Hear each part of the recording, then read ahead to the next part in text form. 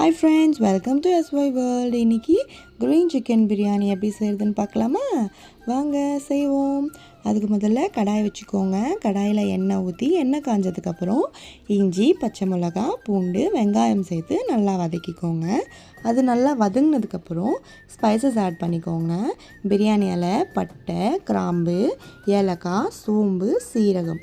அது நல்லா வதங்கினதுக்கு அப்புறம் மஞ்சத்தூள் சேர்த்துக்கோங்க. மஞ்சத்தூள் எதுக்கு சேர்க்குறோன்னா நம்ம புதினா கொத்தமல்லி சேர்க்கும்போது அதோட கலர் சேஞ்ச் ஆகாமல் இருக்கிறதுக்காக தான் நம்ம அதை சேர்த்துக்கிறோம்.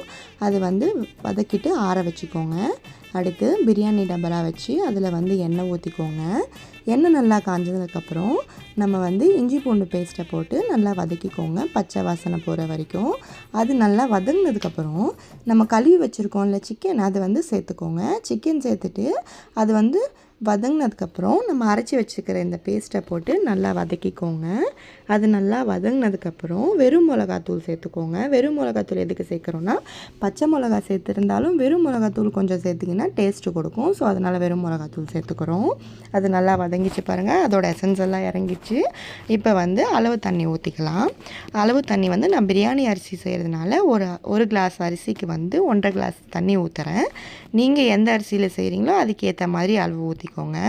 அடுத்து இந்த தண்ணி நல்லா கொதித்து வந்ததுக்கப்புறம் இந்த டைமில் உப்பு காரம் கரெக்டாக இருக்கான்னு பார்த்து செக் பண்ணி அதுக்கப்புறம் அரிசி சேர்த்துக்கோங்க. பிரியாணி பொறுத்த வரைக்கும் உப்பு கொஞ்சம் தூக்கலாக இருந்தால் தான் அது டேஸ்ட் கொடுக்கும். ஸோ அதனால் நீங்கள் உப்பு கரெக்டாக செக் பண்ணிக்கோங்க.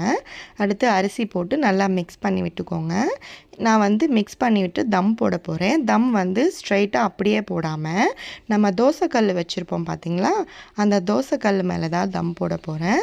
இப்படி போட்டிங்கன்னா பிரியாணி அடி பிடிக்காது, சாப்பாடு உதிரி உதிரியாக வரும், நல்லா டேஸ்ட்டாக இருக்கும். நான் எப்போவுமே எங்கள் வீட்டில் இந்த மெத்தட் தான் ட்ரை பண்ணுவேன். நீங்களும் ட்ரை பண்ணி பாருங்கள். அப்புறம் தம் போட்டு இறக்கும்போது நம்ம இதில் நெய் சேர்த்துக்கணும். நெய் சேர்த்து நல்லா மிக்ஸ் பண்ணி எடுத்தோன்னா டேஸ்டியான க்ரீன் சிக்கன் பிரியாணி ரெடி. இது செம்ம டேஸ்ட்டாக இருக்கும். நீங்கள் ட்ரை பண்ணி பாருங்கள். ட்ரை பண்ணி எனக்கு மறக்காமல் கமெண்ட் பண்ணுங்கள். இந்த பிரியாணி உங்களுக்கு பிடிச்சிருந்ததுன்னா லைக் பண்ணுங்கள், ஷேர் பண்ணுங்கள், சப்ஸ்கிரைப் பண்ணுங்கள். இந்த மாதிரி நிறைய வீடியோஸ் உங்களுக்கு சேர்கிறதுக்காக சப்ஸ்கிரைப் பண்ணி பெல் ஐக்கானை கிளிக் பண்ணுங்கள். அப்போ தான் என்னோடய வீடியோஸ் உங்களுக்கு அடிக்கடி வந்துக்கிட்டே இருக்கும். So please guys, subscribe my channel. Thank you for வாட்சிங். Love you all.